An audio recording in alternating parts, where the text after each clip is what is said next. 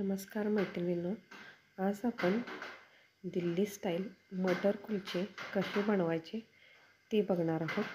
अगदी सोप्या पद्धतीनं कुणालाही बनवता येतील असे आणि अगदी स्ट्रीट स्टाईलमध्ये. आणि तुम्ही बघू शकता आपले कुलचेसुद्धा विदाऊट ईस्ट किती मऊशार असे झालेले आहेत. चला तर मग आपल्या रेसिपीला आपण सुरुवात करूया. तर मी इथं मटर रात्रभर भिजण्यासाठी ठेवले होते. आता मी ते कुकरमध्ये घालून घेते आणि त्याच्यामध्ये 1 ग्लास पाणी घालून आपल्याला 4 शिट्ट्या देऊन मऊसर असं शिजवून घ्यायचं आहे. आणि त्याच्यानंतर आता इथं आपण 1 वाटीभर दही घेतले आणि ते आता बाउलमध्ये घेतले. त्याच्यामध्ये अर्धा चमचा साखर, अर्धा चमचा मीठ आणि अर्धा चमचा सोडा घेतलेला आहे. आणि याला आता आपण फेटून घेऊया, म्हणजे छान असे बबल्स तयार होतात त्याच्यामध्ये आणि आपले कुलचे विदाऊट ईस्टसुद्धा छान असे फुलतात. तर इथं तुम्ही बघू शकता कशा प्रकारे याला बबल्स आलेले आहेत.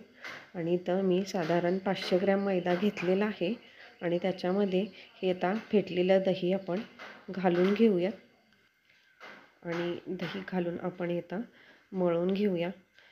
एवढं दही याला पुरेसं होतं 500 ग्रॅम मैद्यासाठी.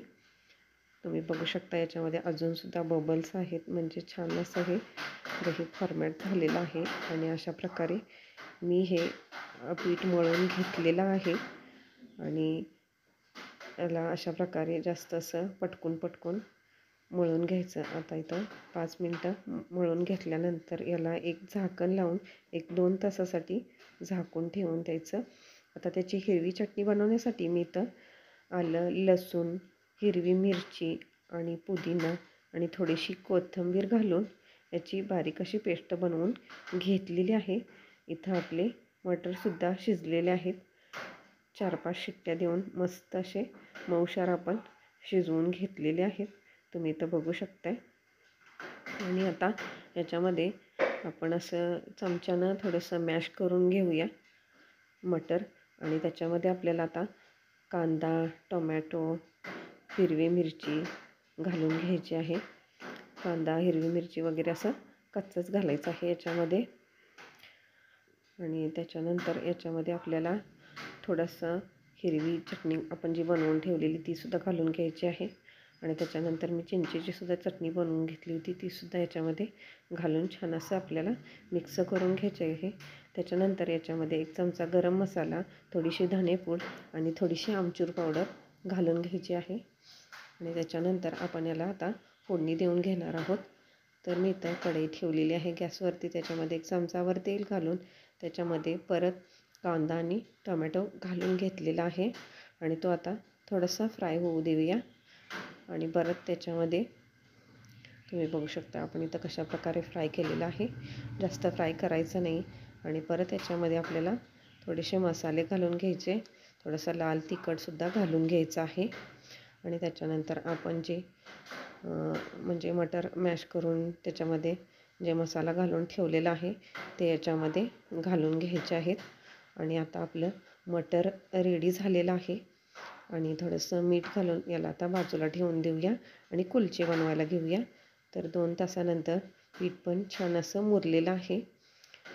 विदाऊट ईस्टसुद्धा आपले कुलचे छान बनतात. आता तुम्ही बघू शकता इथं मी गोळा घेतलेला आहे आणि अशा प्रकारे याला लाटून घ्यायचं आहे.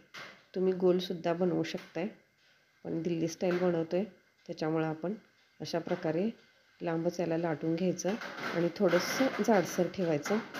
आता परत इथं तव्यावरती मी शेकायला टाकलेलं आहे कुलचा. आणि थोडीशी बबल आली की याला पलटून घ्यायचं आणि अशाच प्रकारे आपल्याला आलटून पालटून हा कुलचा भाजून घ्यायचा आहे. आणि थोडंसं भाजत आला की मग आपल्याला एक सुती कापड घ्यायचं आणि थोडंसं दाबून याला, म्हणजे आपण जसा फुलका बनवतो तशा प्रकारे दाबून याला भाजून घ्यायचं. आणि तुम्ही इथं बघू शकताय आपलं विदाऊट ईस्टसुद्धा कुलचा मस्त असा फुललेला आहे. म्हणजेच आपण जसा फुलका बनवतो तशा प्रकारे आपण इथं कुलचा बनवून घेतलेला आहे. जर तुम्हाला माझ्या रेसिपी आवडत असतील किंवा तुम्ही माझ्या चॅनलवरती पहिल्यांदा आला असाल तर माझ्या चॅनलला नक्की सबस्क्राईब करा.